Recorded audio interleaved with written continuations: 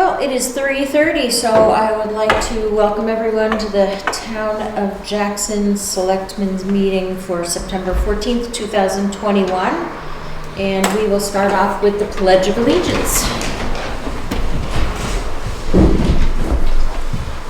I pledge allegiance to the flag of the United States of America and to the republic for which it stands, one nation, under God, indivisible, with liberty and justice for all.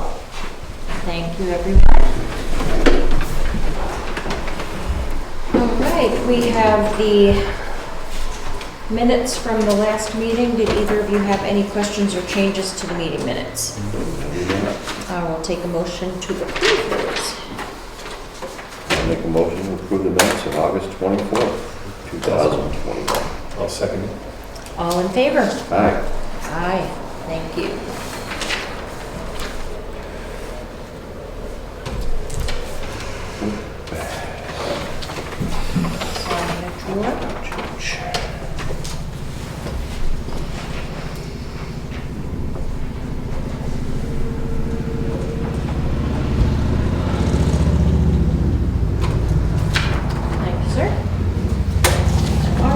The next agenda item is number 4A, and this is the Benish driveway.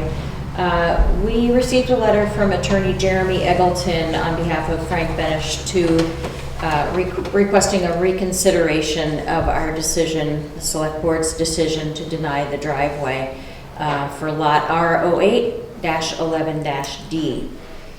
Did you both read the letter from the attorney? Yep. Okay. Would anyone like to make a motion to reconsider? No. I'll make a motion to reconsider the decision we made on Frank Benish's driveway.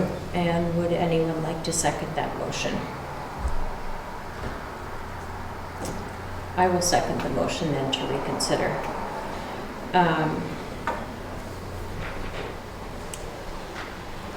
Would you like to tell me, all those in favor? Sorry.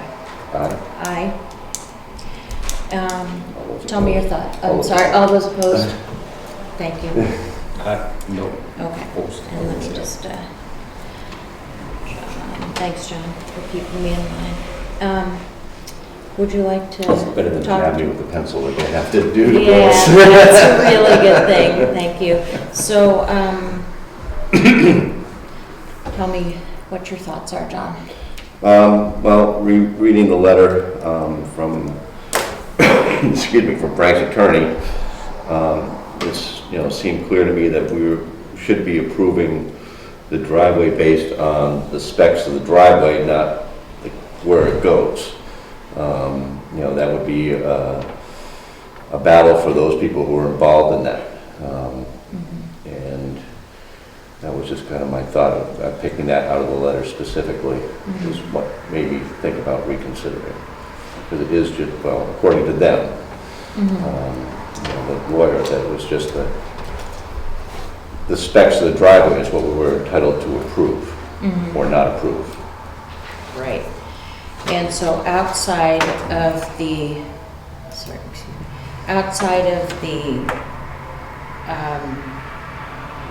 I guess there's two issues. There's the personal issue between the two parties and the driveway permit. And if the driveway permit meets all of the requirements that we have, that is proper ownership of that property and proper recording of that property, then it has met all the requirements, so we should approve it.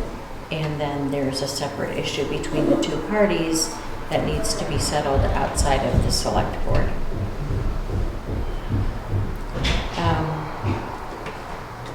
This has been a really tough one. It's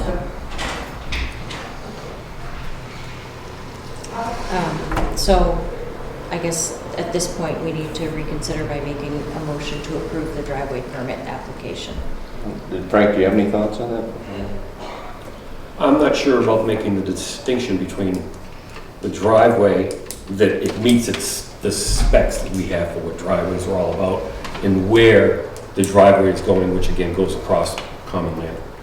And that's, I think, why we denied it the last time, and that's why I wanted to stay with that. you brought up a different issue, and I'm not so sure if we should be going in that direction. I obviously respect your opinion about that. Specs are fine, but the specs for something that's not allowed, I don't think we should be going in that direction. So those are my thoughts. I think ultimately it's gonna be fought out in court. That's probably what's gonna happen, Yeah. one way or the Yeah, other, regardless of which way we decide, it's gonna Right. be, it's gonna end up being going there, without a doubt. I, It's a question of we have the authority to, again, approve or deny the driveway, and that's, two turns of thought of that.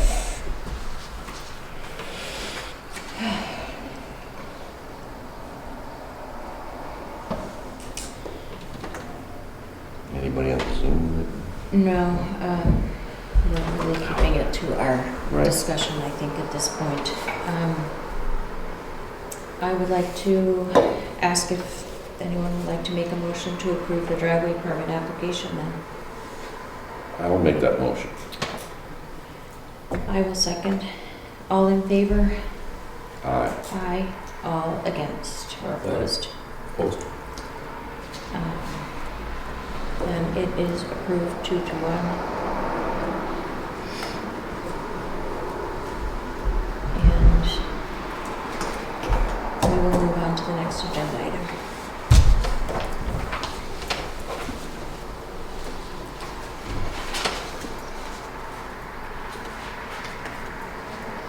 The next agenda item is really just an update on the Gray's Inn Garage. A few months ago, Joanne Brooks and her husband had brought up some spatial issues about the contents of the Gray's Inn Garage. So Jay has gone there and Pat has gone there and Kathleen from the Chamber and the Brooks. And there's still some discussion of who has ownership of property and what's there, and is it valuable or is it not valuable, is it historical or what. So I said I was going to meet with them and I never did get an opportunity, but next week I will be meeting with Pat and Jay down there as well as the Brooks, making sure that everybody's property is labeled properly and tagged as being theirs, that nobody goes and encroaches on anybody else's space, and that everything is safe. And if there is enough room down there for the Brooks to store their books for a book sale coming up, then we will we'll make sure that they have access to it. And then if anything needs to be disposed of, the Brooks have offered to help dispose of things that are not worth anything anymore. So if that is the case, then we'll deal with that at the time. So I may have an update at the meeting following this one. So that is the update on the Gray's Inn Garage. Okay. Any thoughts on that? You want to join me? We can have a public session at Gray's Inn Garage. Okay. So the next item is the short-term rental applications first. So we have 2 new permits. The first one, and these are both handled by a company called Vacasa, and any property owner in Jackson has probably received something from Vacasa. They're a company that is in this area that handles property management of short-term rentals. So they send these flyers out and they will help you manage your short-term rentals. So these 2 applications are through Vacasa. When the planning board received these applications, they accepted them with the condition that the ad will be provided once the conditional use permit is available. So we have 2 properties. The first one is Peter Scott Ramsbottom at Cottage Drive, and there's a 3-bedroom septic, 3-bedroom approved condo, and the 3-bedroom tax card. So Vacasa said they'll submit the ad once they know the short-term rental is approved. The second one is pretty much the same thing, 3-bedroom tax card, building permit, etc., and they will provide an ad once they know it's approved. I feel like we had a really good process going where they would have to provide a copy of the ad before we would approve the conditional use permit. So this is sort of going, not against, but setting up a different process. And before we decide whether or not to approve these, are you guys comfortable with that, or do you want to stick to our original process of how we approve these. Thoughts? Well, I was just thinking if they're gonna supply us the ad, obviously if the ad is in violation, we'll give them a violation notice, so if they don't follow through with proper, I mean, it's kind of a, it's Card just before checks and door. balances, but, I think if they would be silly enough to go 4 bedrooms on a 3-bedroom, get their first violation notice right off the bat. Right. So that's I would what it imagine. would be. I mean, I don't think we're approving it conditionally. We're approving it, and if they provide the ad and it is against the conditional use permit, then they'll get a violation notice versus a conditional approval just waiting for that. So I'm okay with that as long as that they're aware that the ad has to adhere to it. It's pretty clear here. Okay. Then I will take a motion to approve the Peter Scott Ramsbottom Cottage Drive short-term rental. I make a motion to approve Ramsbottom, Peter Scott Cottage Drive, Alright, STR. And all in favor? Aye. Aye. And then second one is Chase C. Hogaboom on Hudson Heights Lane. Let's say that 3 times. Yeah, 3-bedroom septic, 3-bedroom building permit, 3-bedroom tax card. I will take a motion to approve that. I'll make a motion to approve Chase Coca-Cola at Hudson Heights Lane. A second. All in favor? Aye. Aye. All right. Pending is the Carter Notch Inn. We had discussed that at the last meeting, and they were supposed to provide the conditional use permit, so I'm assuming that is in process somewhere in their files, so we'll wait on that. Troy and Kelly Zerveski's at 30 Red Barn Road. We are still waiting for them to update the ad, so there is no approval for that yet. And then the 7 Hurlin Drive for the O'Briens. They have been served with their first violation. It was returned to sender, so it was resent. So that one is still in process and pending. So that is it for our short-term rentals for today. And I don't think that I can sign these. No complaints. So No complaints. no complaints. Sweet.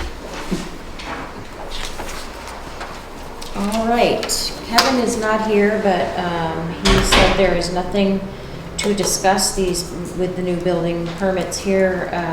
They're all fine and approved. So we have 4 new building permits and 1 void. And so those are all in good condition. No driveway permits, new ones. And so there are upcoming meetings on September 28th at 3:30, which we will send a Zoom invite for as well for anyone that has a preference to Zoom. And then that is at 3:30 here. And then Tuesday, October 12th and Tuesday, October 26th, both at 3:30 with a Zoom option as well. Does anyone have a public comment that they'd like to make?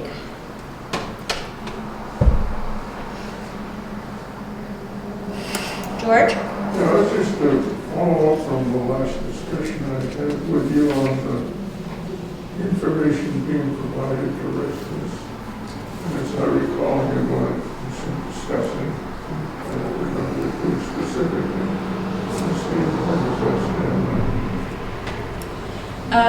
I did speak to Chief Curley this afternoon, and there really hasn't been any kind of, any big news to report, I'll say. There's nothing that he feels he can report.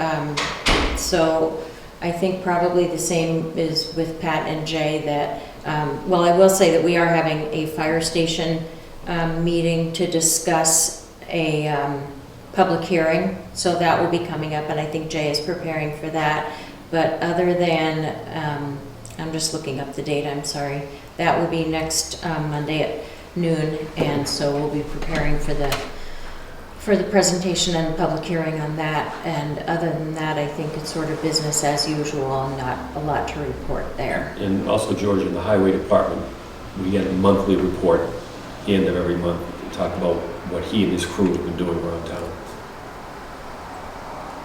Let me ask you that, as a board, what kind of information do you think would be helpful to the safety and operation of the residents of I think if there's anything that's of concern as far as like how Emily reports for the pandemic, if we have any changes or concerns, we would make those. And I think that if there's anything that is relevant to the taxpayers and the residents and the voters, that, you know, it should be brought up at the meeting.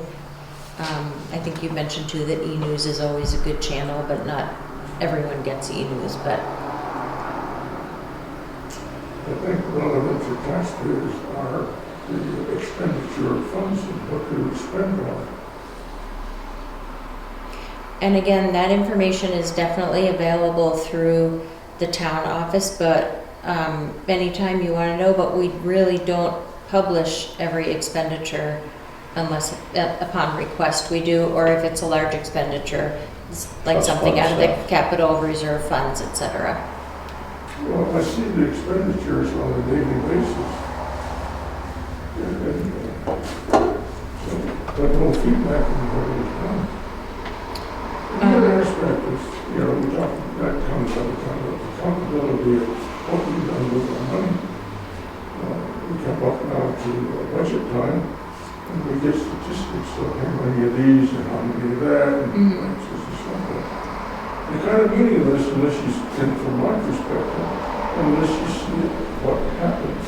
It doesn't put me by name. There was a question about what the response that involves a specific person. And we look at it, there was an incident that they respond to. Another aspect of that I think is important. We have very fortunate, I think, in this town, to have very capable and dedicated individuals doing working. So include yourselves. You give up your time. We never see who these people are. Who, what people are? For instance, I'll give you for instance. Carter Arch Road in Woodlawn, as you know, it's not an easy road to keep maintaining. Pat does a hell of a good job, and he does it with the help of the folks that he hires to do that. I have no idea who the names are or face. Sometimes we see them in the Congress Sun. I think it's helpful that we have some personal relationship with the folks that work for us. And I see the opportunity to provide that information. For instance, I've talked to Pat about this, you know, come wintertime, good God, they put up a lot of stuff. To know who the individual is, he has a specific person that takes care of that road, as does other roads. I'd like to know who it is, because if I have an opportunity to acknowledge what a good job, I'd love to do that.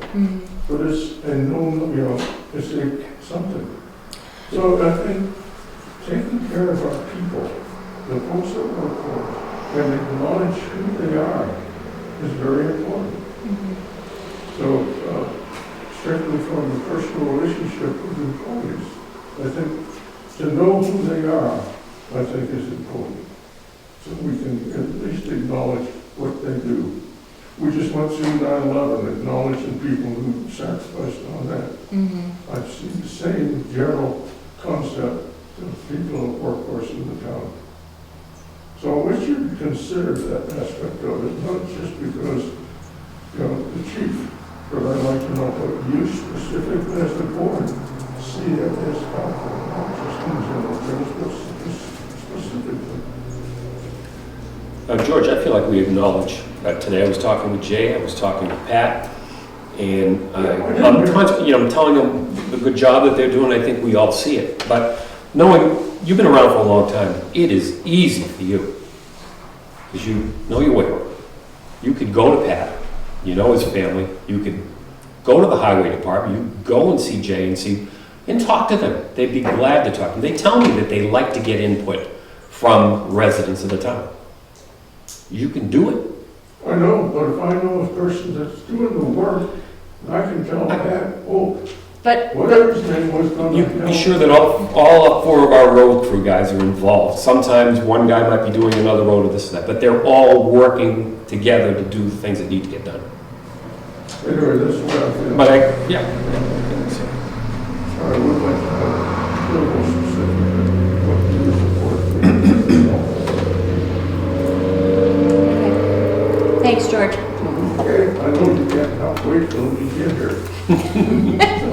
love to see Thank you for people. listening. Absolutely, absolutely. All right, are there any other comments or questions for today? I apologize for being a little distracted. I was answering one question on the Yeah. Zoom call about parking at Prospect Farms, which is a Conservation Commission committee question, so I deferred that.